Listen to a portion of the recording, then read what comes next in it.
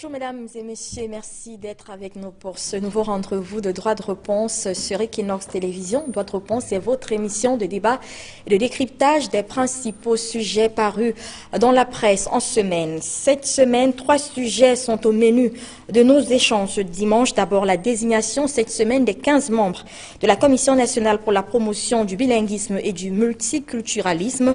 Une commission qui a à sa tête depuis mercredi dernier l'ancien Premier ministre Peter Mafani Moussongué.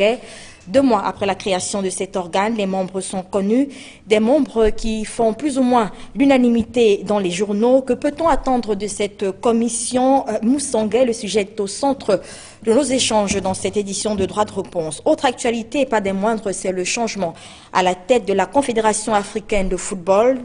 Après 29 ans, Issa Hayatou a été éjecté jeudi dernier au terme d'un scrutin plein de suspense. Lui qui tentait de briguer un 8e mandat. Le Camerounais remplace à la tête de l'instance africaine de football par le malgache Ahmad Ahmad.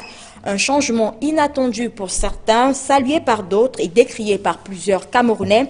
Alors, l'heure de l'alternance avait-elle sonné au sein de la Confédération africaine de football? Nous en parlerons dans cette édition de Droit de réponse. Et puis, un mot également sur la question de la sécurité dans nos villes. Le gouverneur de la région du littoral annonce des descentes inopinées dans quelques quartiers chauds de la ville de Douala, dans le 2e arrondissement de la capitale économique plus précisément. Des déclarations qui font suite à des vifs affrontements observés mercredi dernier dans ce quartier Noubel, quartier populaire de la ville de Douala. Les populations exaspérées par une série de braquages et de rackets avaient donc décidé de se faire justice elles-mêmes en descendant dans les rues de ce quartier armés de plusieurs armes blanches. Permettez-moi de revenir faire cette répétition. Ils ont donc décidé d'affronter eux-mêmes les malfrats. Nous parlerons de la sécurité de nos villes également dans cette édition de Droit de réponse. Voilà donc pour le menu de ce dimanche. Mais avant, vous le savez, Flavien Dongo est déjà avec nous sur ce plateau pour la revue de presse. Bonjour Flavien. Bonjour Albertine et bonjour à tous les invités. Alors on a 3 sujets à l'ordre du jour ce dimanche. D'abord ce changement à la CAF, mais également le changement les 15 membres de la Commission nationale du bilinguisme et du multiculturalisme. Et nous parlerons des affrontements à Noubel. Bien entendu, on va commencer par la nomination en tout cas des membres de la commission du bilinguisme et multiculturalisme. On le sait déjà, donc le journal Émergence nous apprend qu'il y a bien entendu des responsables qui ont été nommés. Paul Biya a confié la commission aux ressortissants du Sud-Ouest. C'est l'un des aspects développés par le journal. Le journal Émergence précise que ce sont d'ailleurs les mêmes personnes que le chef de l'État nomme, selon le quotidien, environ 2 mois donc après la création de cette commission. Le chef de l'État confie donc la présidence à un cumulard qui n'est autre que Peter Mafani Moussongué, grand chancelier des ordres nationaux, sénateur, président du groupe parlementaire RDPC au Sénat. Selon bien entendu le rédacteur de l'article, ceux qui pensaient que Paul Biya allait donc nommer de nouvelles personnes se sont fouvoyés. Donc dans les colonnes du journal Émergence, on a pu lire également que cette commission n'a pas de sens si les conseils régionaux n'existent pas. Donc cette commission n'apporte pas de solutions aux problème anglophone. Par ailleurs, cette commission Moussongué n'apporte justement pas de solution, selon le journal, même si le président nommé pense que, en faisant donc la promotion des 2 langues officielles que nous avons, comme le Cameroun et bien sûr l'anglais, il est possible que nous soyons donc unis et surtout indivisible, tel que le précise d'ailleurs le journal. Le quotidien Le Messager rappelle que c'est dans ses colonnes que Peter Mafani Moussongué reconnaît qu'il y a un problème anglophone et que avec la création et la mise en place des membres de la commission pour la promotion du bilinguisme et multiculturalisme, la solution est donc au bout de l'effort. Dans le journal, on pense plutôt que Paul Biya a voulu donner à manger à ses amis et qu'il a nommé donc à la tête de cette commission qui est loin d'être donc la solution à la crise anglophone, tant que les personnes interpellées et incarcérées à Yaoundé et bien entendu dans OCED ne sont pas libérées. Et comme vous le savez, c'est l'une des principales conditions en tout cas des populations du Nord-Ouest et du Sud-Ouest.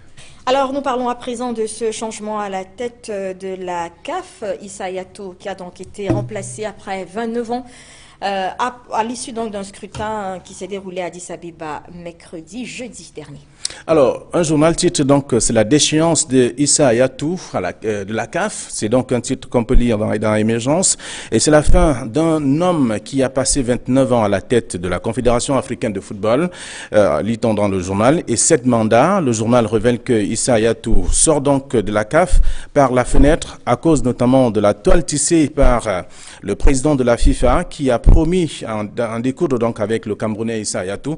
Donc la nouvelle expression par contre souligne que le président sorti de la CAF avait contre lui les éléments, le temps et bien sûr les hommes dont il a mal apprécié la puissance et dont c'était donc une déchéance prévisible selon bien entendu la nouvelle expression.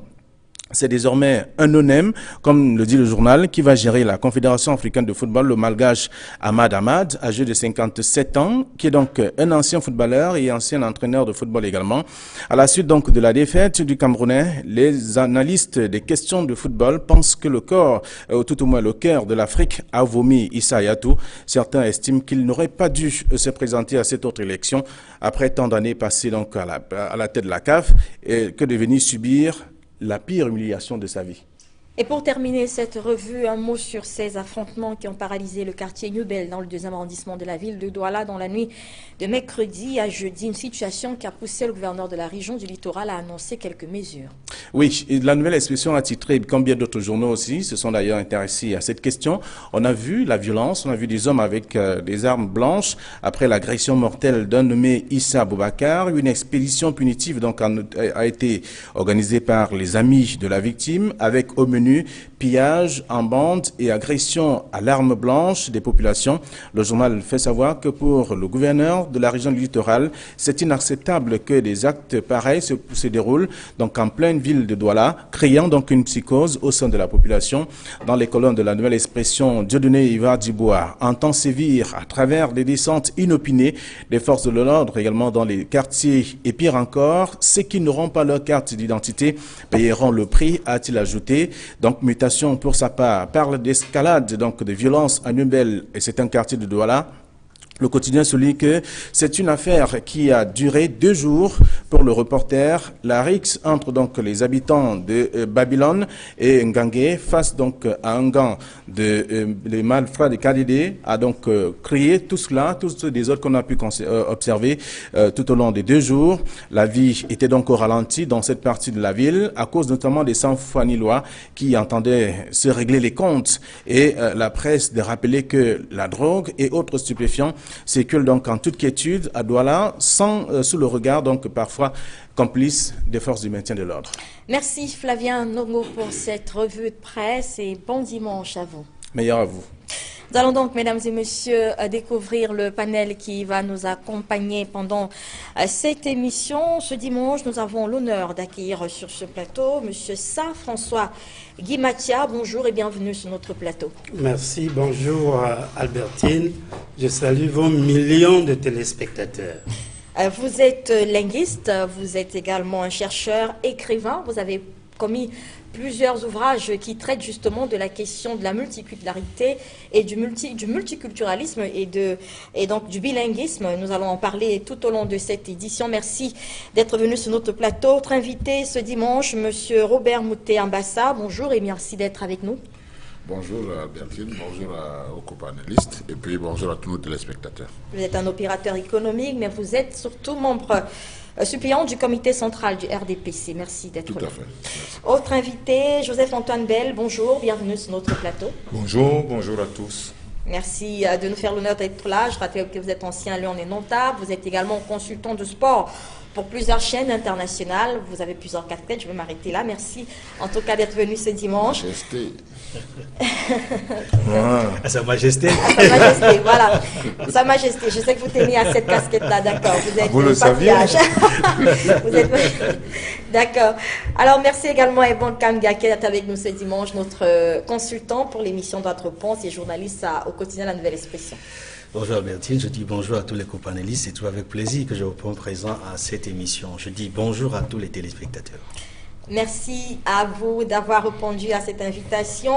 Nous allons donc commencer directement avec les débats de ce dimanche. Nous parlons d'abord de cette commission de cette commission donc, qui est mise en place, nous allons dire, de ces membres qui ont été nommés cette semaine, les 15 membres de la Commission nationale pour la promotion du bilinguisme et du multiculturalisme, des membres qui ont été nommés cette semaine par décret présidentiel, des nominations qui arrivent dans 2 mois. Après la création de cette commission, Edmond Kambia, c'est une commission qui a suscité beaucoup de commentaires. C'est la même chose avec la nomination des membres. La presse en parle en long et en large. Et puis, l'on estime aujourd'hui que le président a pris les mêmes pour recommencer. C'est d'ailleurs des titres qui ont barré les unes de plusieurs journaux. Mutation estime par exemple que Paul Biya a nommé des has-beens. C'était le titre jeudi dernier. Comment est-ce que vous avez, vous, apprécié les sorties de la presse par rapport à cet événement, ces 15 membres qui sont donc connus depuis jeudi? Effectivement, la presse a raison lorsqu'elle parle des has-beens, parce que la plupart des membres sont bien connus, n'est-ce pas, du côté politique et administratif camerounais et même du large public. On voit bien qu'il y a parmi eux des anciens ministres, un ancien premier ministre, un ancien secrétaire général de la présidence. Beaucoup parmi eux sont connus, très peu sont moins connus. En tout cas, l'ensemble des membres de cette commission-là sont des gens qui appartiennent pour la plupart au Sérail, au RDPC également. On voit très peu de membres appartenant à la société civile. Un des membres forts qui est de la société civile, je pense au président de l'Assemblée générale des avocats, Maître Nicodemus, qui est l'un des membres intéressants de cette commission. Mais pour l'essentiel, on n'est pas très surpris de la composition des membres, parce que très souvent, lorsque le chef de l'État a mis sur pied une commission, on l'a vu avec la CONAC, comme avec l'ECAM, c'était pour l'essentiel des membres du Sérail. Donc, est-ce que les membres qui ont été nommés seront capables de mener à bien, n'est-ce pas, la fonction, les missions qui leur sont été assignées? D'abord, la qualité des membres. Peter Mafani Musonge. Et si vous le constatez bien, une bonne partie de la presse camerounaise, notamment dans la presse privée, a estimé que le chef de l'État est en train de briser la carrière de ce monsieur. Parce que non seulement il est cumulard, parce qu'il est sénateur, président du groupe sénatorial du RDPC, grand chancelier des ordres nationaux, et voilà, il est président de la commission de promotion du bilinguisme et du multiculturalisme. Normalement, il ne devrait pas cumuler. Là, il y a un problème d'incompatibilité, ça pose problème. Le deuxième problème, c'est que ces nominations interviennent dans un contexte sociopolitique précis, où il y a une tension forte dans la zone anglophone. Est-ce que de choisir Peter Mafani Musonge comme président de la commission, c'était la meilleure solution? Certes, il est anglophone, mais il est du sud-ouest, il n'est pas du nord-ouest. Ça, c'est la première chose. La deuxième chose, c'est que Peter Mafani Musonge, aujourd'hui, dans le contexte présent, a fait des déclarations très récentes où il a dit des choses concernant les populations du nord-ouest qui ont été très mal acceptées, y compris par les populations du nord-ouest, y compris même par les francophones. Il a dit que le nord-ouest prend pratiquement en otage le sud-ouest et l'ensemble des anglophones. Est-ce que c'était judicieux? Est-ce que c'était approprié de désigner une personnalité qui a fait de tels propos à la tête d'une telle commission? Ça, c'est une autre question. Et enfin, concernant la personnalité de Peter Mafani Musonge, le chef de l'État a peut-être raté une occasion. C'est peut-être une occasion manquée. Pourquoi? Parce qu'il y a eu coïncidence entre la désignation des membres de la commission de promotion du bilinguisme et du multiculturalisme et l'ouverture de la session parlementaire. L'ouverture, vous savez, le Sénat renouvelle son bureau, l'Assemblée nationale renouvelle son bureau. Est-ce que ce n'était pas là l'occasion de poser un acte symbolique? C'est-à-dire faire en sorte qu'à la tête du Sénat, par exemple, dont le président est le numéro 2 sur le protocole d'État, que ce soit une personnalité anglophone qui soit choisie par le président national du RDPC, je ne dis pas le président de la République, par le président national du RDPC pour présider aux destinées du Sénat. Ça, c'est un acte symbolique qu'il aurait pu prendre pour lancer un message en attendant les négociations qui allaient se poursuivre concernant, n'est-ce pas, le retour ou pas à l'ICA.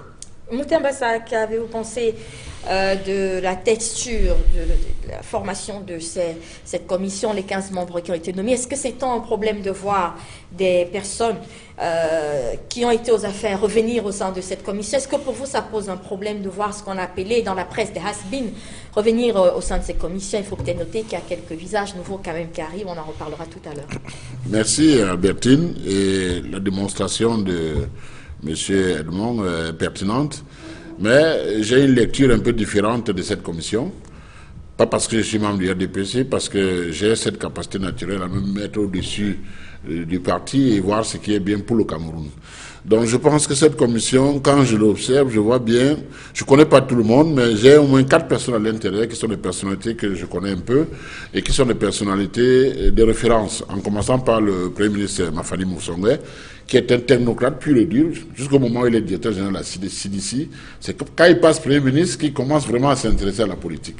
Et il apprend à la politique, et très bien, au jour d'aujourd'hui, au plan politique, il a une assise, il est écouté. C'est quelqu'un quand même qui, quand il dit des choses, on ne balaye pas ça d'un revers de la main. Et il a une forte personnalité dans son sud-ouest. Et je pense que le poste de Premier ministre qu'il a occupé, beaucoup l'oublient peut-être, c'est l'un des premiers ministres qui a pu à un moment demander la tête de certains ministres qui ne respectaient pas ses instructions. Il a dit ou c'est lui, ou c'est pas lui. Et du coup, c'est un ministre puissant de l'époque, qu'on n'imaginait même pas qu'il allait sortir du gouvernement. Son sortant, c'est quelqu'un qui a des apparences qui trompent, mais qui, sur le fond, prend les décisions quand il le faut. Donc, je pense que c'est quelqu'un de bien. Derrière ça, il y a M. Aboué Mathieu David, que tout le monde connaît bien. Aide-moi à oublier, mais Aboué est de la société civile. Hein. Il faut pas, il n'est pas dans un parti. Il n'est pas du RDPC. Il n'est pas du RDPC. Il a occupé de hautes fonctions étatiques, c'est vrai, mais il est de la société civile. Et donc, ça fait que c'est quelqu'un qui, durant sa... Déjà, naturellement, c'est quelqu'un qui a une intelligence exceptionnelle, pour ceux qui le connaissent. Il a été gouverneur au nord-ouest et au sud-ouest. Et c'est quelqu'un qui est très aimé dans ces régions. Je pense que sa contribution sera décisive et importante. Il y a Madame Toutou Mouna, qu'on connaît bien, qui est parmi les enfants Mouna, redoutable au plan politique sur le terrain. Sauf que elle fait partie des personnes qu'on a le plus décriées au sein de cette commission. Oui, on a écrit, vous savez, au Cameroun, quand vous faites bien, on n'aime pas toujours, ok? Donc ne regardez pas ce qui se décrit là. On s'appelle les critères qui avaient été annoncés quand même. Non, le président bien n'a donné aucun critère. Il avait donné des critères, bien sûr, dans le mais décret de création. les gens désignés remplissent ces critères-là, en fait, moi je pense. Et il y a l'abbé Bodo, il y a l'abbé Bodo qui est quelqu'un qui n'a, je ne sais pas s'il a fait une formation de diplomate, mais en tant que religieux, il est très très compétent. Donc pour vous, pour moi, c'est une commission qui, en principe, doit réussir, parce que si elle ne réussit pas, une autre ne fera pas mieux. Et je veux revenir sur un point important qu'a soulevé Edmond, le cumul de fonctions. Ouais. Les gens font beaucoup d'erreurs dans cette histoire de cumul de fonctions. Les gens oublient une chose, le président de la République, il est garant de la Constitution et chargé de l'appliquer. Il mène une nomme aux emplois civils et militaires. Il y a une loi qui a été votée à l'Assemblée pour interdire le cumul. Ouais. La loi n'est pas au-dessus de la Constitution. Okay? La loi doit être sous la Constitution, en adéquation avec la Constitution. Et si elle n'est pas en adéquation avec la Constitution, ça veut dire qu'elle est anticonstitutionnelle. Ça veut dire que quoi? Ça veut dire que dans la Constitution, nulle part on interdit le cumul. Le président, quand il nomme, c'est la Constitution qui le regarde. Maintenant, une loi a été votée. Est-ce qu'elle a été votée dans de bons contextes, de meilleures conditions? Je pense qu'il y a un problème. Si on avait un conseil constitutionnel, cette loi serait annulée.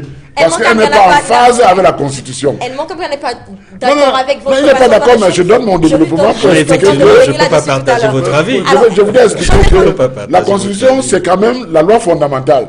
Il n'y a pas une loi votée après qui doit être au-dessus de la Constitution. Tant que la Constitution n'interdit pas le cumul, le président peut nommer les gens. Edmond Kambia réagira tout à l'heure, mais avant, avec vous, je veux Antoine Bell, comment est-ce que vous appréciez la composition de cette commission, les membres en tout cas qui sont mis en place depuis jeudi? Est-ce que vous pensez que c'est une commission cohérente du point de vue des choix qui ont été portés sur les 15 personnalités Je pense surtout que ce sont les commentaires d'après la commission qui sont excessifs et qui sont lourdement orientés et qui portent des préjugés qui sont nocifs même au travail de la commission, dans la mesure où dans ces commentaires on s'aperçoit qu'on confond tout. Cette commission n'est pas venue pour régler le problème anglophone. Or, on la présente comme ne pouvant pas régler le problème anglophone. Personne n'a dit qu'on avait nommé cette commission pour aller régler le problème anglophone. Donc, je crois qu'il faut savoir poser les bases au départ. De la même manière qu'on sait que le cumul est interdit. Mais cumul veut dire quoi? Le cumul de quoi? Le cumul de mandat.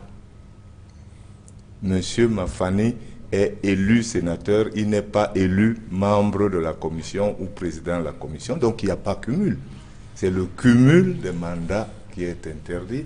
Et je crois que dans le cumul même des fonctions, elles sont clairement définies. Et donc je vois mal, honnêtement, je vois mal le président Biya être anticonstitutionnel lui-même. Et dans ces conditions, s'il l'était, je vois mal le rôle des partis, y compris, ou plutôt notamment ceux de l'opposition, qui ne saisiraient pas la justice. Parce que si on a un président qui agit de manière anticonstitutionnelle, c'est de la trahison. Parce qu'il a juré, il a prêté serment de respecter, de faire respecter la Constitution. Donc il faudrait que chacun joue son rôle. Et dans ces conditions, la presse qui veut jouer son rôle devrait en même temps dénoncer ceux qui ne jouent pas le leur, c'est-à-dire les opposants qui n'auraient pas dénoncé l'anticonstitutionnalité des mesures prises par le président de la République.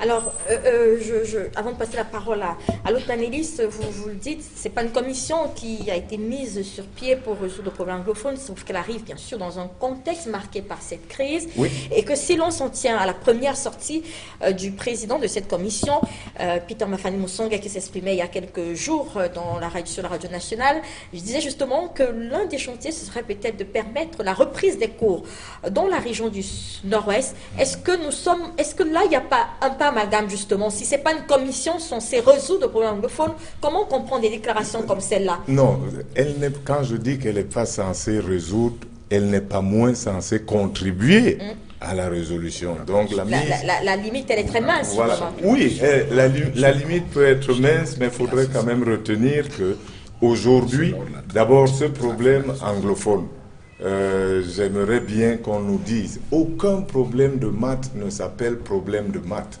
Pour le résoudre, il faudrait l'énoncer. C'est quoi le problème anglophone? Parce que tous les jours, on nous dit problème anglophone. C'est quoi le problème anglophone? Nous reviendrons là-dessus. Monsieur François Guimatia, nous recevions un universitaire et un sociologue sur nos antennes juste après la nomination de ses membres. Et il estimait alors que l'autre reproche que l'on peut faire à cette commission, à ses membres, à cette composition, c'est de ne pas y retrouver plusieurs spécialistes peut-être, je ne sais pas moi, des spécialistes, des linguistes, des personnes de culture. Est-ce que vous partagez cet avis?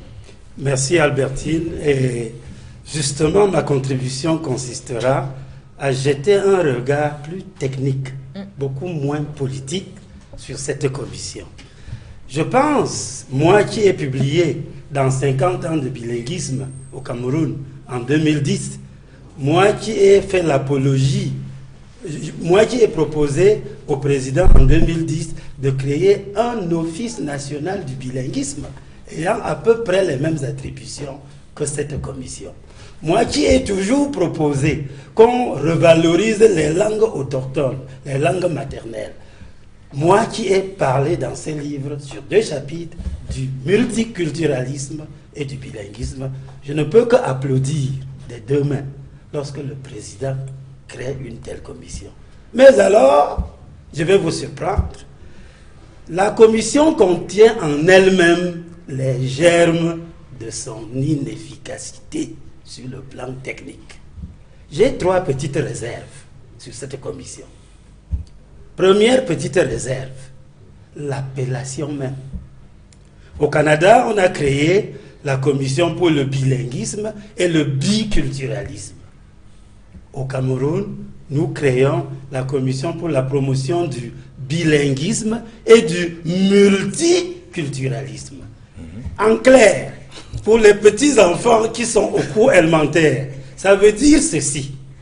En matière de langue, nous avons besoin de promouvoir 2.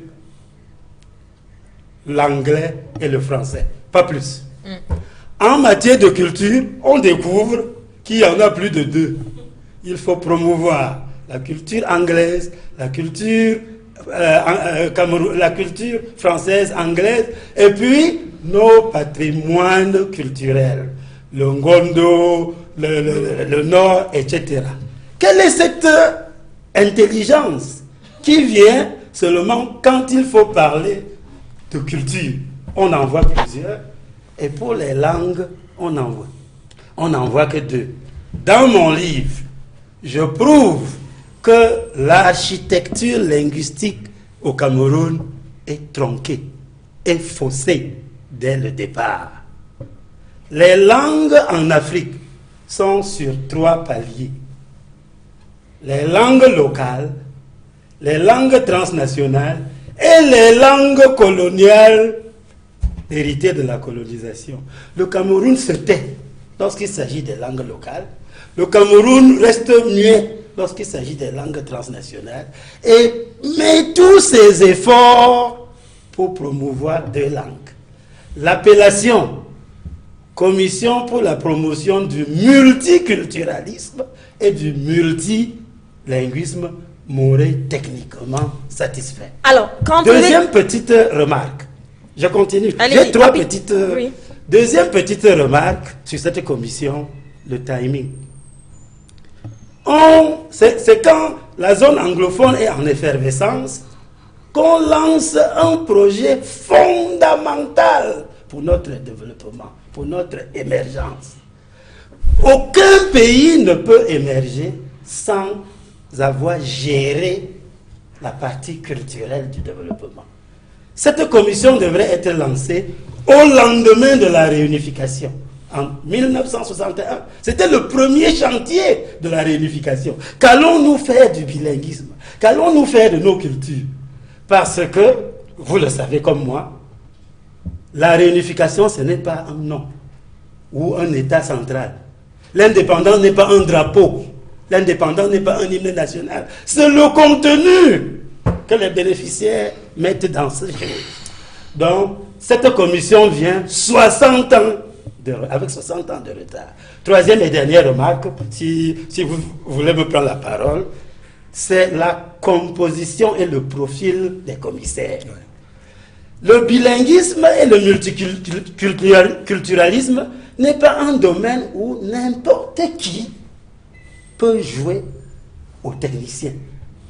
Cette commission que nous applaudissons n'est pas celle que les techniciens attendent. Nous attendons une commission d'experts ayant l'indépendance d'esprit nécessaire pour faire les propositions. Tant au gouvernement de prendre ou de laisser les autres gouvernements prendre, mais une commission indépendante, libre de faire ses propositions, et non une commission dont les membres représentent qui? Les femmes, qui? Les jeunes, qui? Le RDPC. Tout cela n'a rien à voir avec le culturalisme. Non, je suis un passionné du bilinguisme. On reviendra alors avec votre passion tout à l'heure.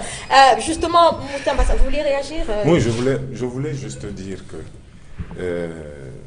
comme dit M. Nguimatia, c'est une commission qui aurait dû être mise en place en 1961. Or, on a vu que tous ceux qui ont réagi cherchaient un responsable et un coupable aujourd'hui.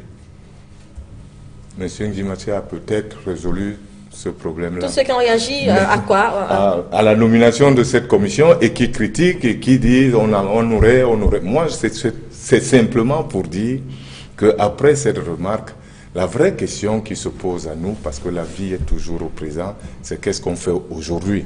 Et je pense que cette commission, comme il a dit, si elle est politique, ce genre de commission, en réalité, a la latitude de s'appuyer sur toute personne qu'elle juge. Elle est composée de manière politique, parce que c'est d'abord un problème politique qui est posé. Mais ensuite, pour ensuite s'appuyer sur précisément ceux qui ont des connaissances techniques, mais vous ne pourrez jamais appliquer les connaissances techniques sans la vision politique. Justement, et donc, vous vous appuyez sur les techniciens. C'est vous qui me disiez tout à l'heure que vous ne voyez pas le problème anglophone comme un problème, mais c'est un problème politique. Vous parlez de quel problème politique aujourd'hui? Non, justement, quand je dis non, en réalité, c'est une critique vis-à-vis de tous ceux qui abordent cette affaire. Parce qu'on nous balance toujours le problème anglophone sans qu'on nous dise quel est le contenu du problème anglophone. Bien, on reviendra, donc ici, monsieur, je pense que cette fois-ci, j'aimerais entendre des gens qui nous diront que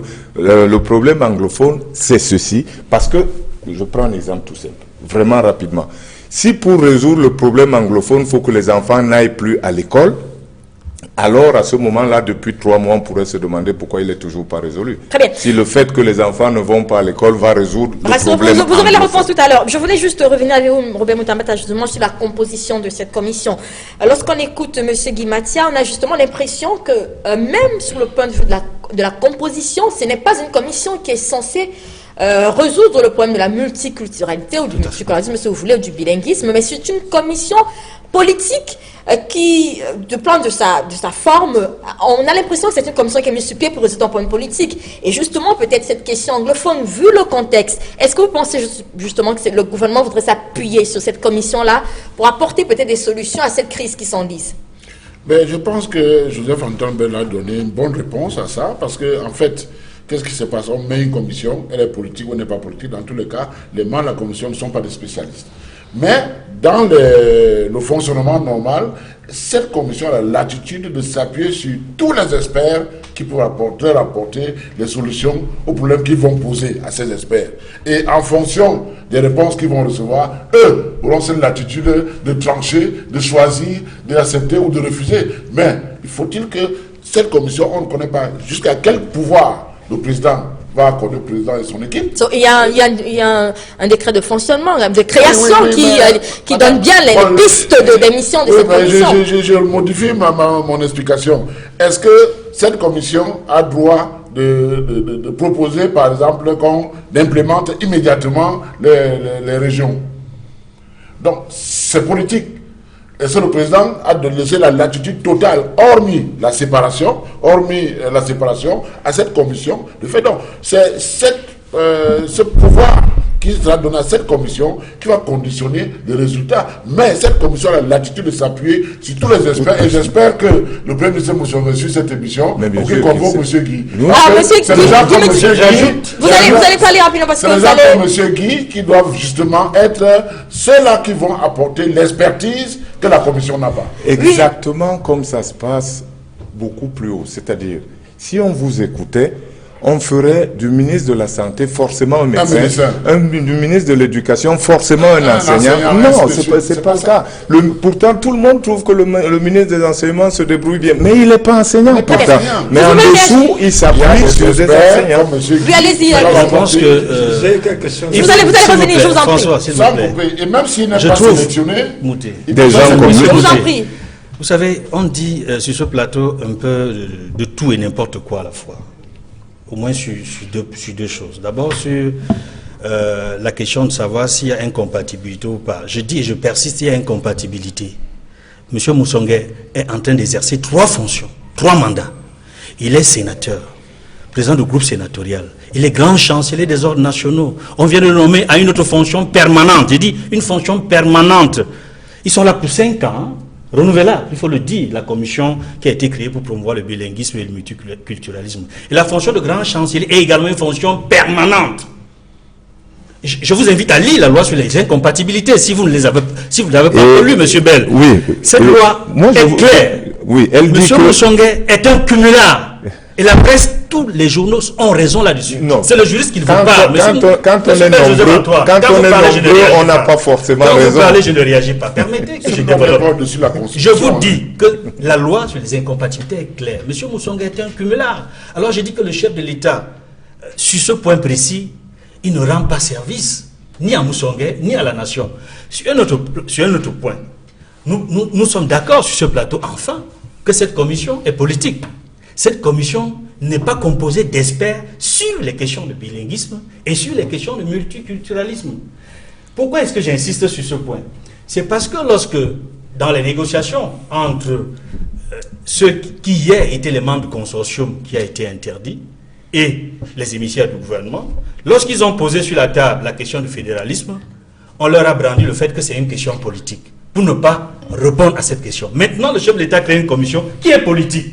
Mais finalement, donc il a le droit de créer une commission politique, mais une structure ne peut pas lui proposer une question politique qu'ils doivent résoudre ou poser le problème à la nation pour qu'on en débatte. Merci. Ça pose un problème. Monsieur Guimatia, vous avez la parole, parce que vous allez une dernière fois, parce que vous allez vaquer à d'autres occupations juste après.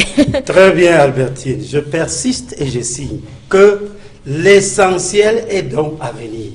Cette commission est un gadget pour éteindre un feu. Voilà. Je lui souhaite bonne chance si elle réussit à atteindre ce feu. Mais pour des problèmes de bilinguisme, que je préfère multilinguisme et multiculturalité, vraiment on attend encore. Il faut une commission paritaire, parce que la langue anglaise et la langue française ont la même valeur. Voici un domaine où on doit être en parité. Hein? On nomme 9 francophones contre 6 anglophones, alors que les deux langues ont la même valeur. Selon la Constitution On n'a pas camerounaise. dit que le nombre de locuteurs détermine le poids de la langue. Non, la Constitution est claire.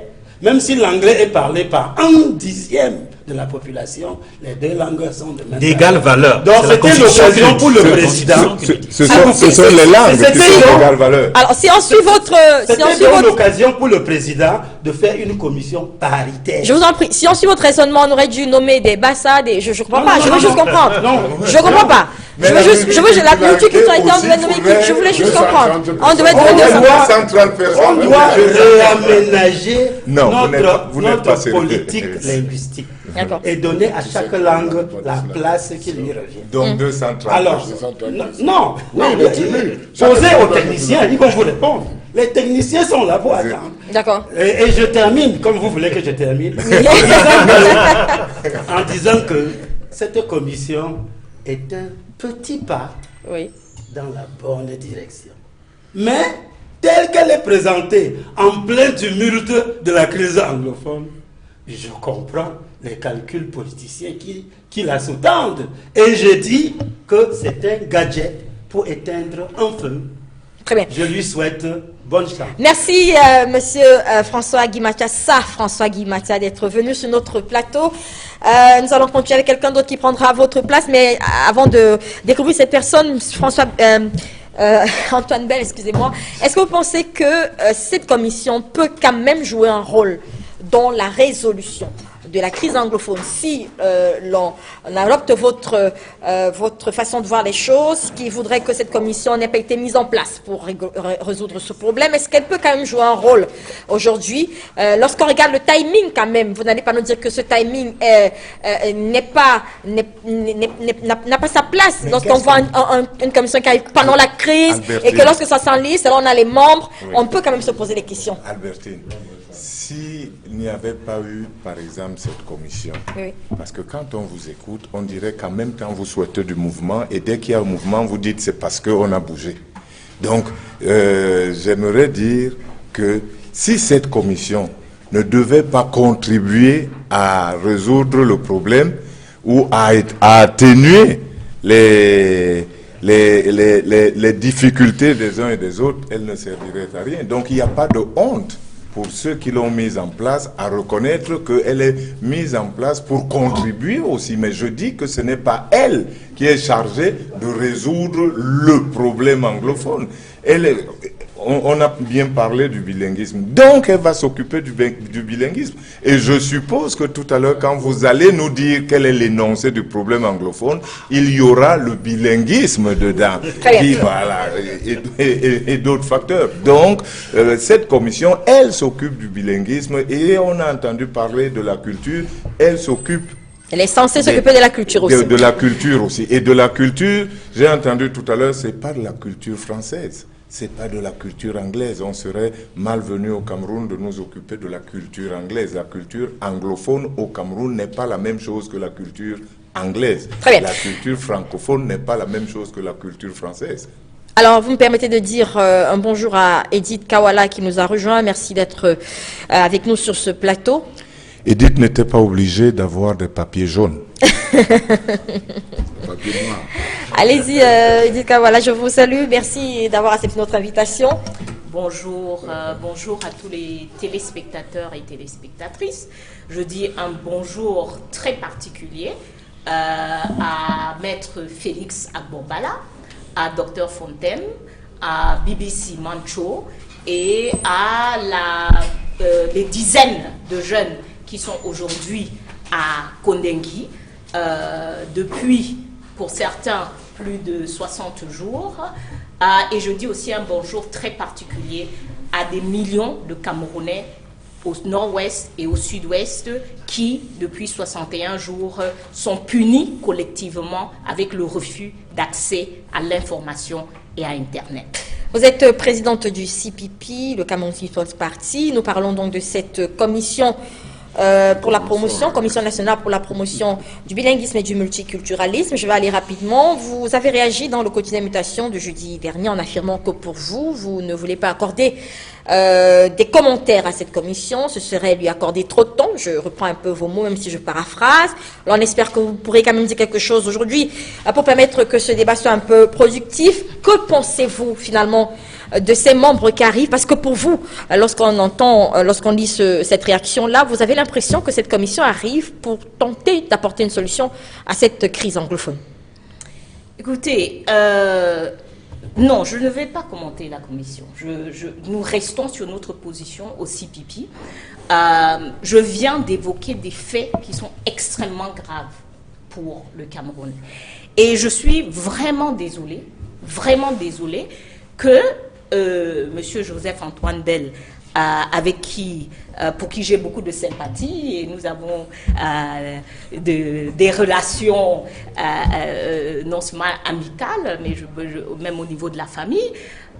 Monsieur Mouté Ambassa, pour qui j'ai beaucoup de respect et aussi beaucoup de sympathie, tous les deux membres du RDPC, et des jeunes, comparativement parlant. Ils ne sont pas si jeunes que ça, mais quand on est dans un parti où tous les leaders sont à 80 ans, bon, maintenant quand on a 60 ans, on est jeune. Donc voilà, je suis un peu désolée de la légèreté avec laquelle ils sont en train de traiter ce problème. Joseph-Antoine Bell, nous sommes amis.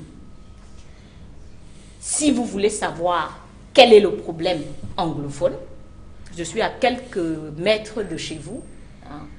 Vous pouvez venir me poser la question, ou à tout autre anglophone qui est dans votre cercle amical ou familial. Vous pouvez peut-être répondre pour partager avec les téléspectateurs. Non, je reviens à Boya, et parce que c'est depuis 5 mois qu'il y a une partie importante du pays qui est en mouvement. J'écoute des plateaux majoritairement francophones qui discutent du problème anglophone et où les gens disent c'est même quoi ce problème, ils veulent même quoi, etc. Des personnes qui n'ont pas pris la peine de faire 1h30 et d'aller à Boya et de discuter avec les Camerounais. Et c'est extrêmement dangereux parce que vous faites le jeu des sécessionnistes. Ce discours-là, je vous garantis, ça arrange les personnes qui sont pour la sécession parce que vous leur confortez dans leur idée que ce sont les francophones qui ne veulent pas d'eux. Alors, le problème anglophone, je vais l'expliquer rapidement, il est historique. Monsieur Ngibachwa a donné quelques éléments. Il date de la réunification et du fait que nous avons décidé, nous, Camerounais, d'un côté du Mongo comme de l'autre, nous avons décidé d'être ensemble et de bâtir un pays uni ensemble. Nous avons pris une décision qui n'a pas été suivie par les solutions techniques que M. Guimatua était en train d'évoquer. Le fait que nous avons pris cette décision et que nous ne l'avons pas suivie relève assez évidemment d'une mauvaise foi politique. Cette mauvaise foi politique s'est traduite sur toutes les formes sociales. Ça veut dire qu'un anglophone aujourd'hui à Bamenda ou à Boya qui veut payer ses impôts se retrouve pour remplir avec une fiche qui est en français.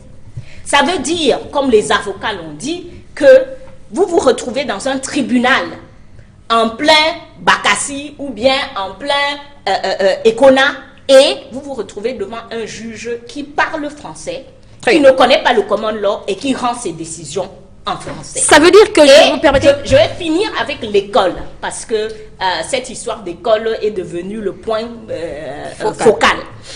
ça veut dire que vous avez à l'école des enseignants, parce que nous avons éliminé, et l'autre chose c'est que, de quoi se plaignent les anglophones, c'est qu'ils ont eu, pendant une cinquantaine d'années, un système qui formait des avocats, un système qui formait des enseignants, un système qui avait des entreprises, etc.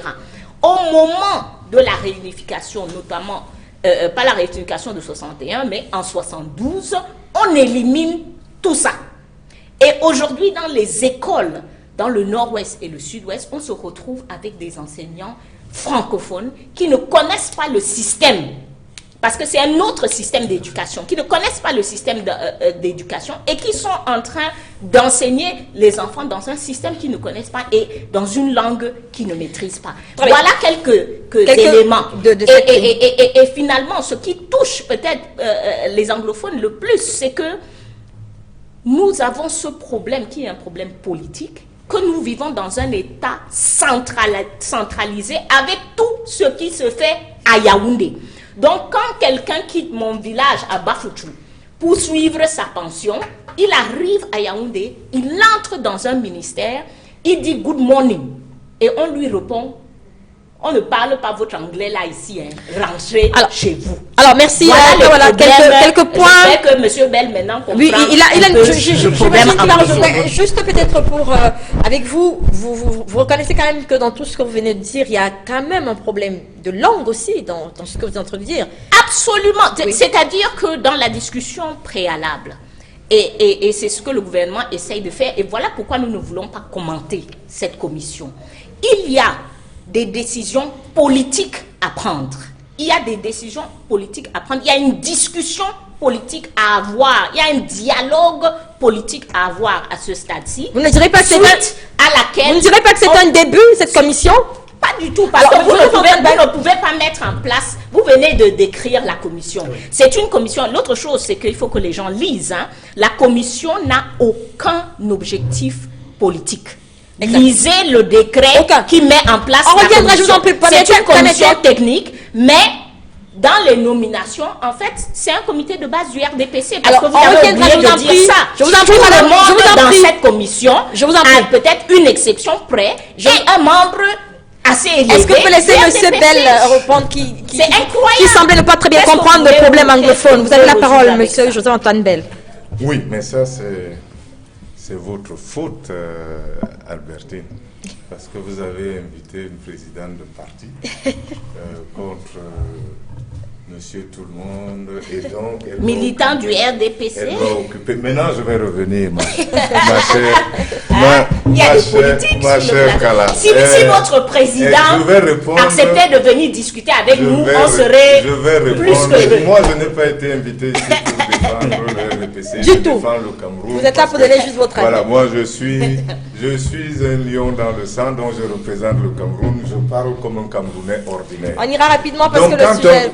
Quand elle nous dit que je ne connais pas le problème anglophone parce qu'il suffisait que je vienne la voir pour me renseigner, je voudrais dire que si tous les jours je vais déjeuner chez K, que je ne lui dis pas que le médecin m'a interdit le sel, qu'elle me sert un repas salé et que je le mange tout le temps, elle ne saura jamais que je suis malade. Donc ce n'est pas à elle de me demander si je suis malade ou pas. C'est à moi de lui dire que j'ai un inconvénient. Donc ce sont nos frères qui doivent nous dire clairement quel inconvénient ils ont. Ils le disent moi j'ai joué, laissez-moi depuis 5 mois. C'est ce qu'ils font. C'est ce qu'ils font. Mais laissez-moi parler. Depuis novembre. Non, elle dit depuis novembre. Or nous vivons ensemble depuis longtemps. Je vais y arriver. Moi j'ai joué à Prisons de Boya. Et quand je jouais à Prisons de Boya, personne ne me parlait français. Personne ne m'a demandé si je comprenais l'anglais ou le pidgin. Il le parlait naturellement et c'était à moi d'apprendre parce que nous sommes obligés de parler le français ou l'anglais. Personne ne s'est dérangé à parler le français parce que je serais francophone. Et tant mieux, ça m'a certainement aidé. De sorte qu'aujourd'hui, lorsque Sona, qui est le frère de K, m'écrit, voilà, il m'écrit en anglais sans me demander si je sais parler anglais. Voilà les relations, voilà pourquoi je ne vais pas me renseigner. Il ne m'a jamais dit, et je ne lui ai jamais dit que le fait qu'il m'écrive en anglais me posait problème. Donc, si vous demandez à Sona, il dira qu'il n'y a pas de problème d'anglophones et de francophones entre nous. Ensuite, Kat nous a dit qu'on a décidé d'être ensemble avec la réunification. Moi, je dis non. Ça prouve que nous ne connaissons pas notre histoire. Le Cameroun a subi une balafre depuis 1919, chers messieurs. Et pour connaître l'histoire, on n'a pas besoin d'être vieux. Nous étions un avant, nous existons avant les Blancs. Ne faisons pas comme si les Blancs nous ont inventés. Quand on dit de part et d'autre du Mungo, ce n'est pas les Blancs qui ont amené le Mungo. Donc les habitants de ces zones-là existaient bien avant l'arrivée des Blancs. Nous n'avons fait que décider de revenir ensemble parce qu'on a balafré notre pays depuis la perte de la guerre, la première guerre par les Allemands. Donc à ce moment-là, on a divisé le Cameroun de manière totalement arbitraire. Il n'y a donc pas de raison que Ka se sente différent de moi. À la base, nous sommes le même peuple, nous sommes les mêmes. On nous a divisés par la langue, on nous a imposé des choses, on nous a violés. Sauf que reste qu'il y a un problème aujourd'hui. Il y a une partie du Cameroun qui ne se sent pas intégrée. Oui, mais justement, ça c'est autre chose. Est-ce qu'il ne faut pas aujourd'hui penser à trouver une solution à ce problème? On a été divisés, d'accord. Oui, mais maintenant, justement, on va vers ces solutions. Aujourd'hui, il y a un problème qui est posé. D'après Ka, elle nous a énuméré des revendications et on se rend compte que ce sont des revendications corporatistes. C'est-à-dire donc qu'on aurait dû poser ces problèmes secteur par secteur et qu'on les règle secteur par secteur. C'est ce qui a été fait. Ça c'est pour être posé secteur par secteur, voilà. Sauf que les solutions n'ont pas totalement suivi. Non, mais non. Sauf que une fois que les gens sont radicalisés et que des opportunistes s'en mêlent, on essaye de braver la situation. Je voudrais conclure. Non. Il ne faut pas permettre qu'on me dise, quand on dit qu'il y a une partie du Cameroun qui est privée d'Internet. Vous ne croyez pas qu'il y a une partie d'élèves privés d'école depuis tout ce temps? Vous croyez qu'il y a une grève suivie à 100%? Ça n'existe nulle part au monde. Est-ce qu'il n'y a pas des gens au sud-ouest et au nord-ouest qui auraient voulu aller à l'école et qu'on empêche d'aller à l'école? Vous ne les plaignez pas? Cette liberté-là ne doit pas exister. On reste un peu sur la commission, je vous en prie. C'était notre sujet de départ avec vous, Moutambassa. Est-ce que justement cette commission dans sa forme aujourd'hui, qui, rappelons-le sur le plan des textes, n'a pas vocation véritablement à résoudre le problème, est-ce qu'elle pourrait participer aujourd'hui avec la forme qui était donnée à trouver quand même des pistes de solution à cette crise? Ben, il faut noter que la question anglophone a plusieurs ramifications. Pans, hein. La commission ne peut pas régler tous les pans. Quand on prend par exemple, quand ça concerne l'éducation, c'est un secteur. Et la justice, c'est un autre secteur. Le vivre ensemble est un autre secteur. Et puis, il y a ce qui est fondamental, qui a commencé à être revendiqué depuis les Salomon Tanemoun à John Fougou Fondja. Parce que l'élite politique anglophone pense que dans le temps, elle a perdu en poids politique, elle a perdu en position politique, et tout ça, la commission ne peut pas régler tout ça. Il y a une partie qui sera réglée par la commission, je pense que les questions purement techniques, c'est-à-dire les langues, aux langues, à l'éducation, mais les questions politiques, c'est le chef d'État lui-même qui va les résoudre. Si, à l'époque, par exemple, on avait, le président de la République en 72 était francophone, le vice-président était anglophone, deuxième personnalité du pays. Aujourd'hui, quand on compte, le premier anglophone vient à quelle position? Je crois la 5e position. Et justement, ça veut dire qu'au plan politique, ils ont perdu en poids. Et c'est pareil au niveau de la distribution des positions, des postes. On les retrouve dans beaucoup de postes en seconde position ou bien des postes de moindre importance. Les ministères de souveraineté et autres, on ne les voit pas. Donc je pense que tous ces problèmes ne peuvent pas être résolus par la commission. La commission va se baser sur les deux, le biculturalisme et le multiculturalisme et le bilinguisme. Et tout ce qu'il y a autour. Et qu'est-ce qu'il y a autour? Il y a la culture, il y a l'éducation. La justice, par exemple, cette commission n'est pas assez compétente pour régler le problème de justice parce qu'il y a un ministère qui doit s'en occuper. Et je pense que des solutions ont commencé à être posées. Et sur le fond, je suis parmi ceux qui, dès le départ, ont dit qu'il y avait un problème anglophone. Moi, j'ai vécu 10 ans au sud-ouest, à Limbé. 10 ans. Et j'ai vu que c'est un système qui est très différent du système francophone. Et j'étais même très content de ce système. Je me demandais, mais pourquoi on ne le généralise pas plus tôt? Parce que ici, madame, vous avez un problème en justice ici, on vous envoie à Nobel ou à Konengi, pendant qu'on étudie votre dossier. Là-bas, vous venez à la barre, on vous demande, vous reconnaissez oui ou non? Vous dites non, on vous met en belt. En belt, c'est un peu une liberté provisoire. Vous comparaissez libre jusqu'au jour où on va vous condamner. Et là, on vous arrête. Alors qu'ici, dès qu'on vous envoie à Nobel, même si vous avez caché l'argent où ça va sortir, ça encourage même la corruption. Donc je pense que ça, c'est des systèmes, c'est pareil. Madame, un deuxième exemple, vous avez une contravention d'un policier en route. Il vient à la barre s'expliquer. Et s'il a tort, il est sanctionné. Très bien. Vous comprenez qu'il n'y a pas, il ne faut pas penser que c'est un système qui est fait comme ça au hasard. Je crois que c'est quelque chose qui est bien.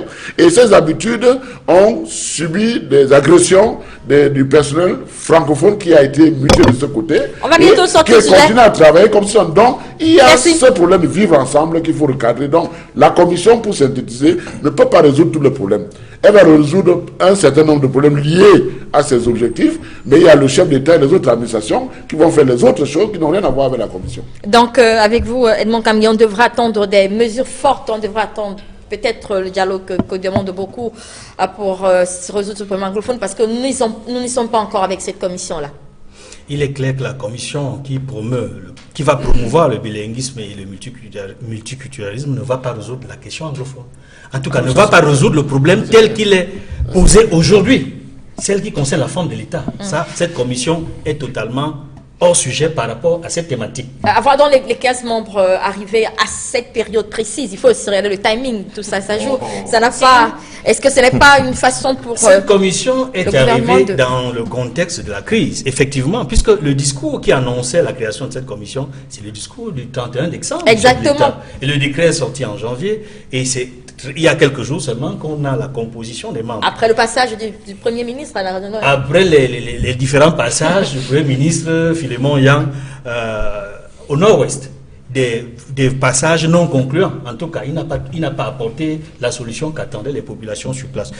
Je disais donc tantôt que la commission qui a été mise sur pied ne va pas résoudre les problèmes. D'ailleurs, effectivement, il y a les gènes de l'échec. Il y a les gènes de l'échec, non seulement par rapport au contenu même de la mission, mais également dans la composition même des membres. Très bien. On va sortir, un dernier mot sur cette émission vraiment rapidement. Oui, un dernier mot, moi je m'adresse aux Camerounais. Je crois que la majorité des Camerounais sont des personnes modérées, sont des personnes qui, sur la base de notre histoire, veulent que chaque Camerounais se sente pleinement chez lui au Cameroun, veulent que nous soyons ensemble, malgré notre histoire d'avoir été colonisés par les Français et les Anglais, mais que nous reconnaissons cette histoire et que nous reconnaissons cette culture. Donc cette crise, en réalité, nous donne une opportunité. C'est une opportunité. La crise pose des questions fondamentales au Cameroun. Quel type de pays serons-nous? Quel type de justice sociale? Quelle est notre identité? Ça a été posé tout à l'heure. Si on confine la discussion à anglophone, francophone, c'était une opportunité pour enfin, mais quand monsieur Guimati a parlé, j'avais envie de lui dire, comme on dit au quartier, vous buvez quoi? Parce qu'il a ressorti le problème à plusieurs niveaux. Nous avons le problème des langues, mais des cultures locales. Nous avons le problème des cultures qui traversent les frontières, qui sont à la base d'un problème comme Boko Haram. Très bien. Nous avons le problème des cultures maintenant de ceux qui nous ont colonisés. C'est tout ça qui fait le Cameroun. Donc si nous voulons résoudre ce problème, les modérés, moi je fais appel, on doit être ensemble parce qu'aujourd'hui c'est les extrémistes qui s'expriment. Les extrémistes au sein du gouvernement, eux c'est la violence et la ruse. Les extrémistes au niveau du mouvement anglophone, eux c'est aussi la violence. Au milieu sont la majorité des Camerounais et nous disons trois choses. Première chose, bring back our internet. Il faut absolument arrêter avec cette punition collective de millions de personnes, ramener l'Internet dans ces deux zones. Deuxième chose, il faut libérer tous ceux qui ont été arrêtés. Parce qu'ils ont été arrêtés de manière illégale. Au Cameroun, il y a 3 moyens d'arrêter quelqu'un. Rapidement, je vous en prie. Oui, soit en flagrant délit, le temps passe. soit avec un mandat, soit vous le convoquez au commissariat et après l'avoir entendu, vous estimez qu'il faut le garder. Aucune de ces personnes n'a été arrêtée de cette manière. Ils ont tous été kidnappés par l'État du Cameroun et nous ne pouvons pas permettre ça en tant que Camerounais. Troisième chose, il faut entamer le dialogue pour discuter des problèmes politiques profondes. On ne peut pas être dans un pays où l'État, qui a été un État fédéral pendant 10 ans, se lève du jour au lendemain et dit qu'on ne peut plus discuter du fédéralisme. C'est la folie. Merci. Donc, les modérés doivent permettez-nous de passer au second sujet. Merci beaucoup. On a pris beaucoup de... Je peux dire une chose, Aska, pour finir. Oui, une chose, allez-y. Est-ce que ça va finir? Non, ça va pas finir. Je suis d'accord, 80%, je suis content de l'entendre parler comme elle a parlé, à 80%. Et les 20%? On est ensemble, on n'est pas là. Et les 20% rapidement. On n'est pas ensemble par déclaration. On travaille pour être ensemble. Je vous en prie, Kawala. On fait le nécessaire. Je vous en prie, est-ce que vous avez permis? Ce que je voulais dire, c'est d'inviter Kawala et bien d'autres à dire que dans ce pays, mettons-nous à la hauteur de l'excellence pour détruire ce que nous appelons équilibre régional qui conduit à ce genre de discussion. Très bien. C'est-à-dire qu'un Camerounais puisse faire confiance à n'importe quel Camerounais parce qu'il est compétent. La compétence règle les problèmes et n'a pas de couleur et n'a pas d'ethnie. Alors très bien, on passera donc au deuxième sujet. Nous avons mis assez de temps sur cette commission. Rapidement, donc on parle de cette...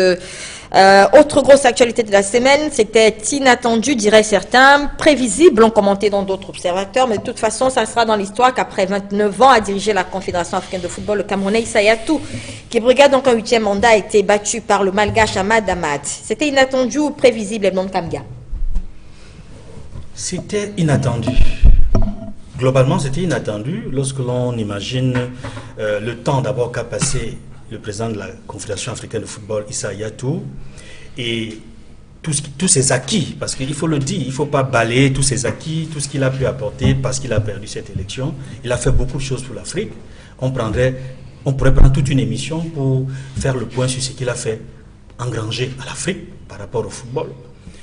Il dit également que c'était inattendu de la part d'Issa Yatou lui-même, qui a à ce moment-là sous-estimé son adversaire, en croyant que les choses se passeraient comme dans le passé, qu'il gagnerait les élections comme d'habitude. Et visiblement, selon les informations qui nous sont parvenues, il n'a pas spécialement fait campagne parce qu'il était convaincu qu'il allait l'emporter comme d'habitude. Il avait ignoré à ce moment-là le contexte dans lequel les élections sont déroulées. Ça s'est déroulé après tout ce que l'on connaît à la FIFA. Il a même assumé à un moment donné les fonctions de président par intérim de la FIFA. Et moi, personnellement, je pense qu'après avoir assumé l'intérim de président de la FIFA, je pense que c'était le moment opportun de dire, n'est-ce pas, à tous les présidents des fédérations africaines, je vous remercie, c'est le moment pour moi de quitter définitivement la Confédération. Et il a même pensé à ça il y a quelques années, mais je ne sais pas pourquoi il a changé d'avis. Il a décidé de se remettre en compétition pour se faire battre de cette manière, parce que partir de cette façon, c'est une honte pour lui. Très bien. Alors, Joseph Delvaux, qui êtes bien introduit dans les milieux sport et peut-être dans ces instances, CAF, FIFA, est-ce que vous diriez comme certains que vous avez vu cette défaite arriver ou alors vous étiez aussi dans c'était inattendu, c'est ce qui est arrivé? Moi, j'ai la chance d'avoir regardé le football dans les yeux. Le football est une activité très pratique et qui est très semblable à la vie et qui vous apprend la vie. Dans le foot, nous disons que toute série qui dure se rapproche de sa fin. Donc ça veut dire que vous pouvez parier tous les jours quand quelqu'un gagne trop de matchs, a gagné un certain nombre de matchs, vous pouvez tous les jours commencer à parier qu'il va perdre. Et vous êtes sûr de gagner parce qu'il va perdre. Donc c'est comme ça. Et donc, en réalité, partant de là, et à partir du moment où Edmond dit, comme tout le monde, le temps, ça veut donc dire que Issa Yatou se rapprochait de la fin, mais il est le seul à ne l'avoir pas vu.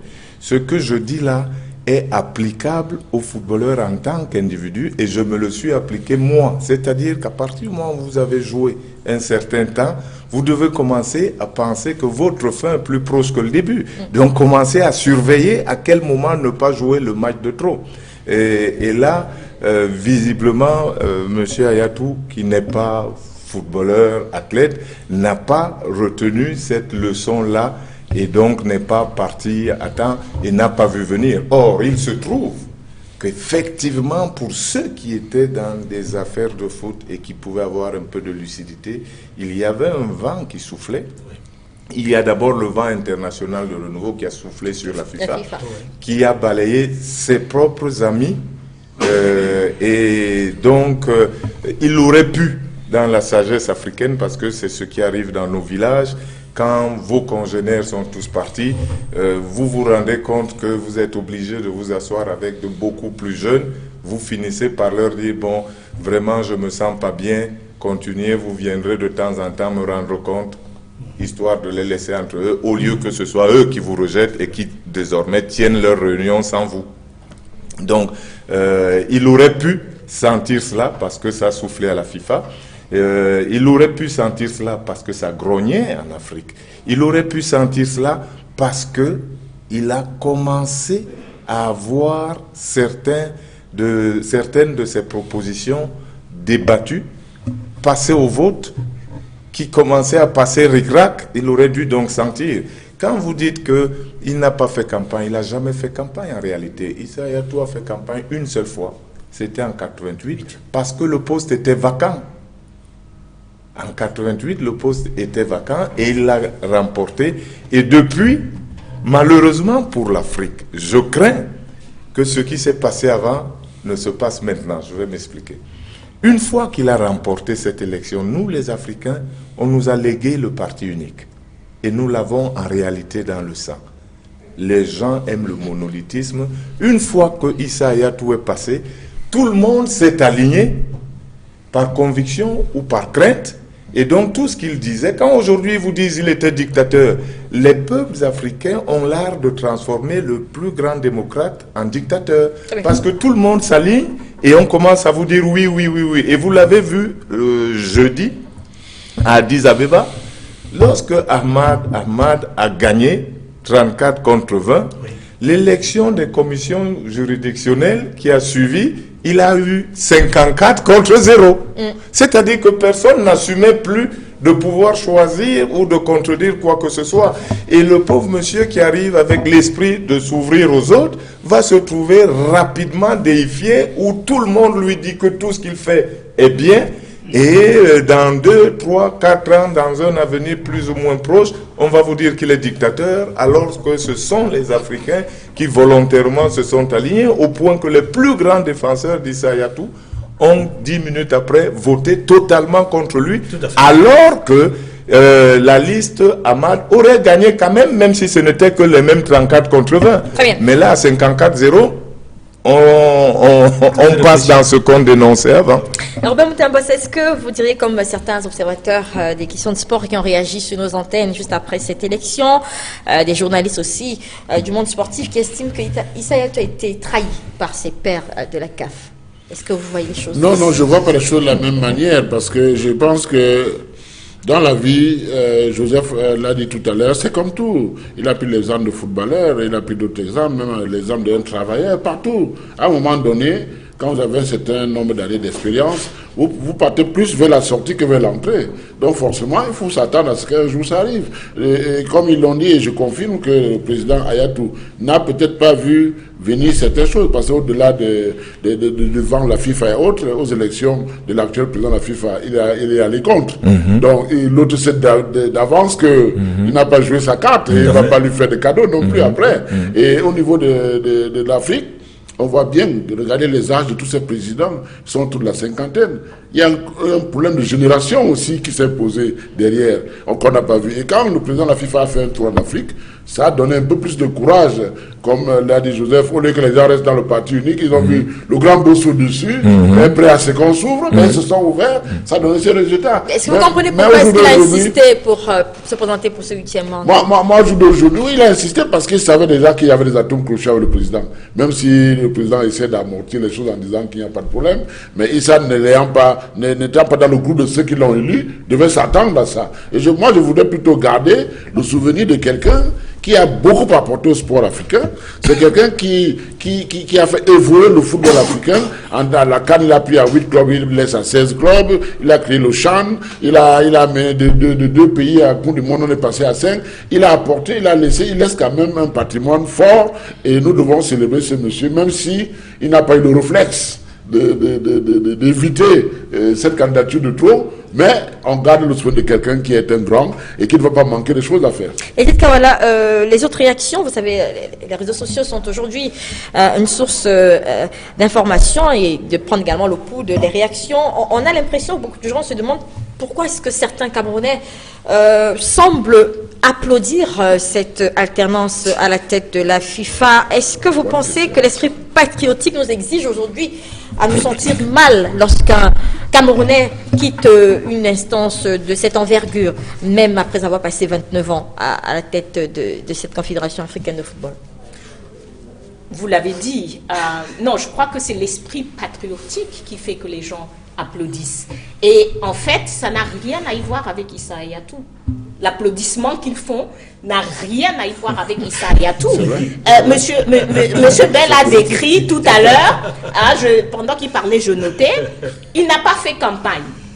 Nous avons un chef d'État qui ne fait jamais campagne, qui aujourd'hui trouve la route pour arriver en Italie plus courte que pour arriver à Boya ou à Bamenda, ou même à Maroua, où 1300 Camerounais sont morts. Jusqu'ici, il n'a pas mis pied là-bas, mais aller faire une visite en Italie, l'objet duquel on n'est pas très clair, ce qu'il va faire en Italie, à un moment donné où les Camerounais meurent, où les Camerounais sont en crise, parce que cette crise anglophone, moi je vis à Douala, je sors de Yaoundé, écoutez, personne ne parle que de ça.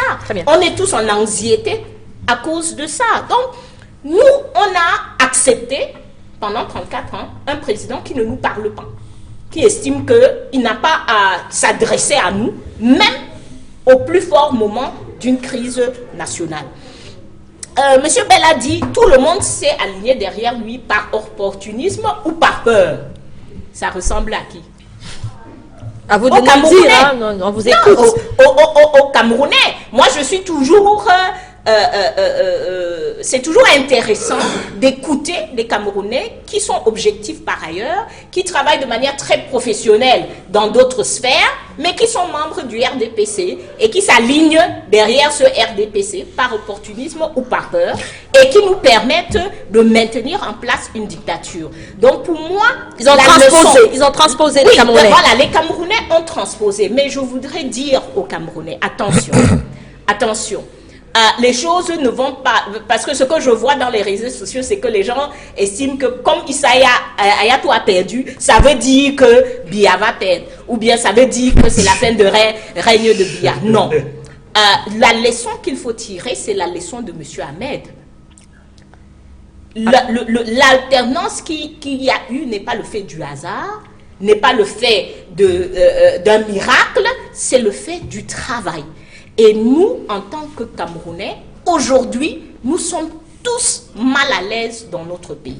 Nous sommes tous en angoisse dans notre pays et il nous faut absolument une transition politique. Très bien. Absolument. Est-ce qu'on peut rester sur la CAF? Est-ce qu'on peut rester sur la CAF? Nous devons faire notre travail. Et dites Kawala sur la CAF, je vous en prie. Apporter cette transition politique. Alors, sur la CAF, parce que sur la CAF, comment est-ce que vous vous sentez après le départ de Issa Hayatou, par exemple, qui a été un Camerounais, c'est pour ça que j'ai posé ma question, après avoir fait cette transposition, est-ce que vous vous sentez quand même, est-ce qu'on devrait se sentir avec notre esprit patriotique, on devrait se dire, il a tout donné, aujourd'hui il était temps, ou alors on devrait avoir mal, c'est un secret pour personne, que le Cameroun ne brille pas par sa représentativité dans dans la nouvelle CAF, ou alors. Monsieur Mouter Bassal l'a dit, c'est un monsieur qui a fait beaucoup de choses, qui a réalisé beaucoup de choses. Il aurait dû partir, à mon avis, il y a environ 10 ans, et il l'aurait fait ayant accompli un certain nombre de choses, que ce qui resterait dans les esprits des uns et des autres, c'est que on a eu un Camerounais qui a brillé. Il faut qu'on comprenne que quand on travaille bien, on travaille avec professionnalisme et qu'on laisse la place, on a des dizaines d'autres Camerounais qui peuvent briller dans cette institution. Il y a un qui est assis à ma droite ici. Donc, je crois que ce n'est pas la compétence en matière de football qui manque au Cameroun et on fait son travail en faisant bien pendant qu'on est là et en le faisant bien et en partant, on ouvre la porte. Joseph Fontainebleau, d'autres commentaires qui fusent, c'est les inquiétudes que semblent porter certains observateurs. On entend des avis du genre, on pourrait peut-être retirer au Cameroun l'organisation de la prochaine Coupe d'Afrique des Nations 2019. Est-ce qu'on devrait s'inquiéter aujourd'hui du départ de... C'est ce qui se dit. Ne faites pas comme si vous n'avez pas entendu parler de cela. Est-ce qu'on devrait s'inquiéter du départ de Issa Hayatou? Non, pas du tout, parce que il faut dire aussi la vérité. Les Camerounais, nous sommes excessifs. Et nous sommes manichéens, c'est toujours ou blanc ou noir. Le fait d'avoir la compétition, on pense que Issa Hayatou nous l'a donné de la poche. Mais avant 2019, d'autres pays organisaient la CAN sans avoir Hayatou comme compatriote. Mais si vous voulez réfléchir comme ça, le Gabon à côté l'a organisé 2 fois en 5 ans.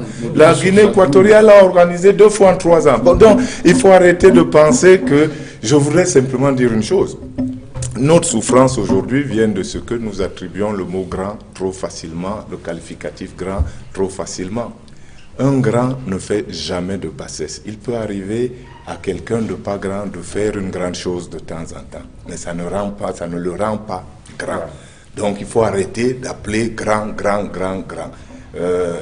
Quand vous êtes grand, vous ne faites jamais de bassesse. Et quand quelqu'un fait des bassesses, c'est qu'il n'est pas grand. Il peut avoir fait de grandes choses ou une grande chose. Oui, nous, encore une fois, dans le foot, on connaît cela. Quelqu'un peut marquer un but très important, ça ne fait pas de lui le meilleur buteur. Le meilleur buteur, c'est celui qui marque régulièrement. Et le buteur exceptionnel peut marquer un très beau but, un but très important. Donc voilà. Maintenant, pour ce qui a de la crainte, le Cameroun n'a pas de crainte particulière à avoir. La satisfaction des Camerounais, je voudrais revenir là-dessus, de certains Camerounais qui applaudissent, c'est qu'ils ont l'impression, pendant qu'on disait que Issa Hayatou était grand, qu'en réalité, il était un obstacle au développement du football au Cameroun. C'est-à-dire qu'il n'a pas beaucoup aidé. Je vais vous dire quelque chose qui est une révélation.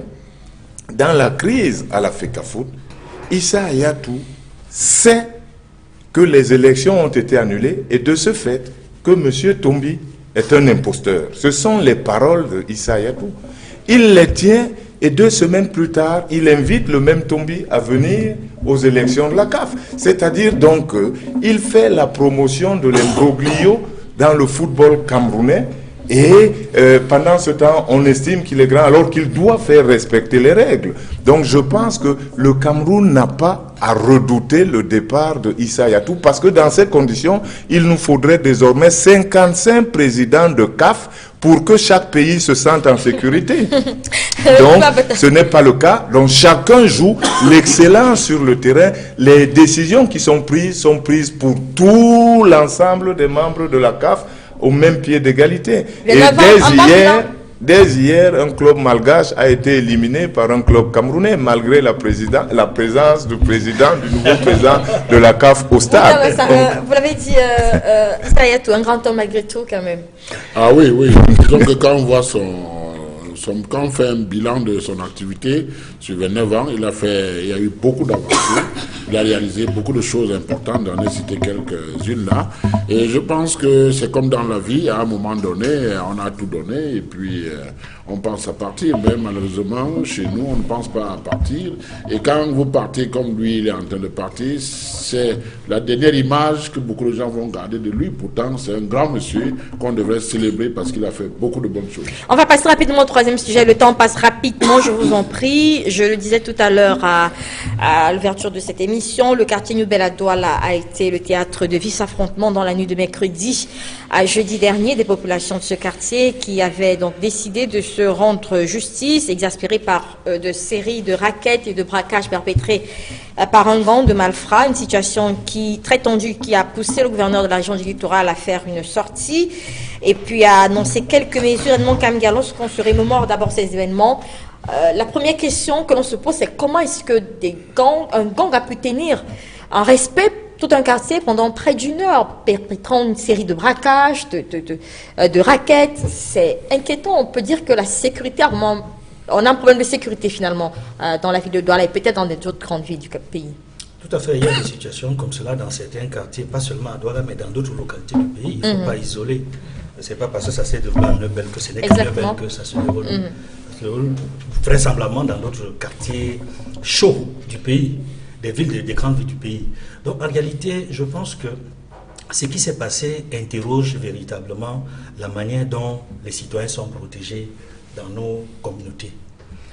Et cela amène effectivement les responsables de la sécurité à veiller davantage à la sécurité des Camerounais. Parce qu'à une certaine époque dans ce pays, la police faisait un travail très important. C'est-à-dire, il y avait la police qui roulait, c'est-à-dire qu'à travers des véhicules, 24 heures sur 24, qui roulaient même à l'intérieur des quartiers. À ce moment-là, ce type d'incident n'arrivait pas. Donc depuis que les policiers dans des véhicules ou dans des motos n'entrent plus dans les quartiers de manière régulière, ce type d'incident est très fréquent. Parce que ceux qui font cela, ils guettent effectivement les passages ou pas des forces de sécurité. C'est parce qu'il n'y a pas une fréquence régulière des forces de sécurité que ces gangs armés de machettes, de couteaux et autres opèrent dans des coins. Je dois dire également, en ce qui concerne la réaction des autorités administratives notamment, qu'elle est arrivée à bon moment et les mots choisis et le ton utilisé sont à bon escient. J'espère seulement que le gouverneur, dans sa réaction, ainsi que les autres autorités administratives, ceux de la préfecture et des arrondissements, y compris les municipalités, vont travailler dans la synergie pour que ces incidents ne se répètent pas. Voilà. Est-ce que vous êtes rassuré, vous avez certainement suivi ces événements au quartier Noubel, est-ce que vous êtes rassuré par la sortie des autorités de la ville de Douala qui annoncent des descentes inopinées dans des quartiers, qui annoncent le respect strict du port de la carte nationale d'identité, qui annoncent même des rafles? Est-ce que ça vous rassure tout ça? Vous avez l'impression que ça pourrait permettre apporter une solution à cette insécurité grandissante qui sévit dans la ville de Douala? Non, c'est des mesures d'urgence, il faut les prendre, mais comme d'habitude au Cameroun. Quand je écoutais ce qui se passait à Noubel, excusez-moi, mais j'ai pensé à cette crise anglophone. Aucune autorité de cette ville, que ce soit quelqu'un de la sécurité, que ce soit quelqu'un de l'administration, que ce soit même des politiques comme nous, ne ignore les problèmes de Makia et de Noubel et de Commandant. C'est-à-dire que c'est des quartiers que nous laissons pourrir.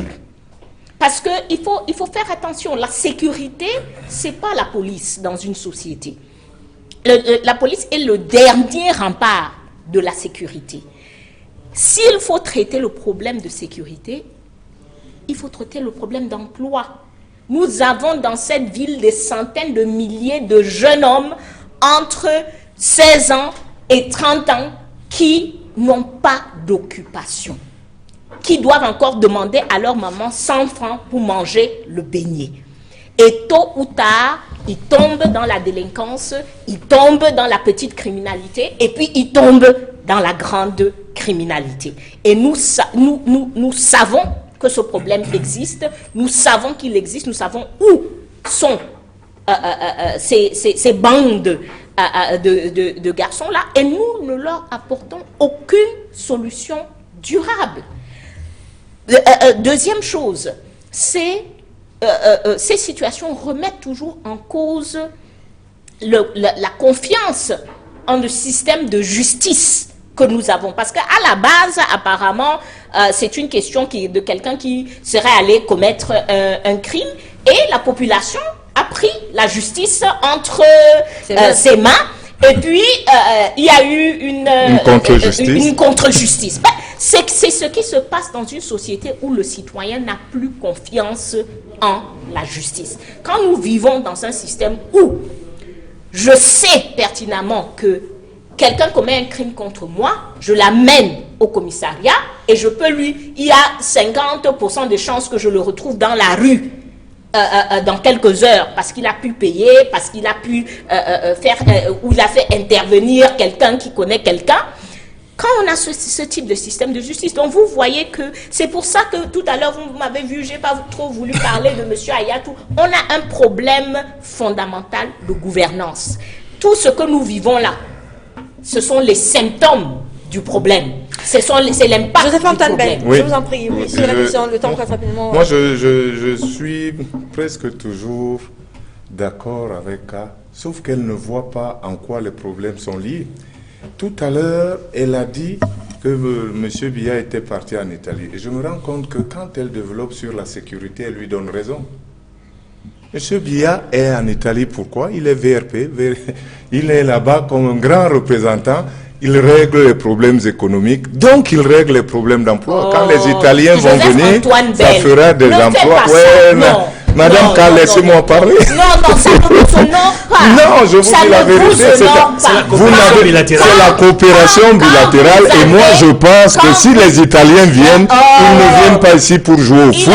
Ils viennent ici. Oh, Monsieur Bell, il a fait combien de voyages? Mais c'est ce que tous les chefs d'État font. Tous les chefs d'État voyagent pour rassurer les hommes d'affaires. Non, je suis toujours donc désolé. Je suis en train de me dire que si les Italiens, c'est pas en tant que membre de RDPC. Moi, j'ai vu les Camerounais d'Italie et j'ai vu les Italiens d'ici apprécier cela et dire que leurs affaires sont en sécurité. Ils vont construire un stade à Yaoundé. Donc, voilà le genre de choses. On a besoin d'emploi, on a besoin de relations.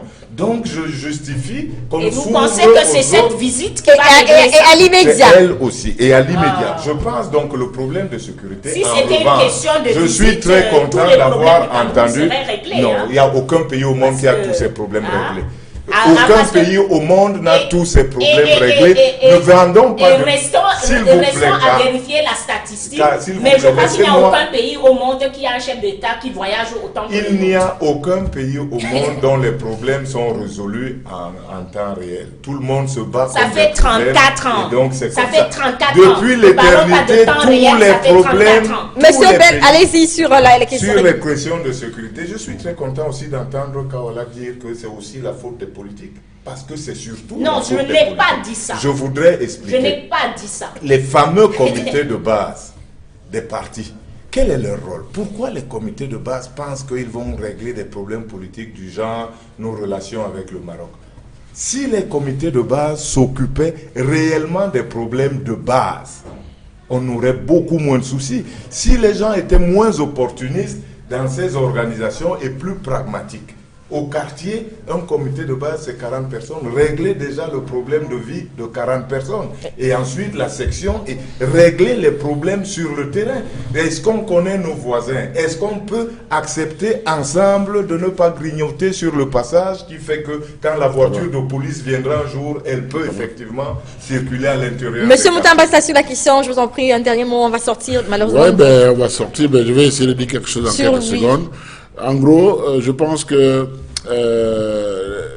la démographie dans nos grandes villes, comme Douala, Yaoundé et autres, et puis la tranche de jeunes qui est la plus importante, et dans cette tranche de jeunes, vous avez beaucoup de jeunes qui sont sans emploi, qui sont à la recherche d'emploi, qui sont oisifs, et forcément, ça crée des situations. Ce qui s'est passé à Nebel, je pense que c'est juste un petit signal derrière lequel il y a beaucoup de choses. Allez dans les quartiers comme Boko, Brazzaville et autres. Partout, il y a plus de quartiers. Moi, j'ai de la famille du côté de Boko. Quand vous quittez le goudron, madame, vous avez 10 km, il n'y a même pas une brigade, il n'y a pas un commissariat, il n'y a pas de comité de quartier. Sauf qu'à Nubel, ça s'est passé à côté d'un commissariat avec beaucoup de police.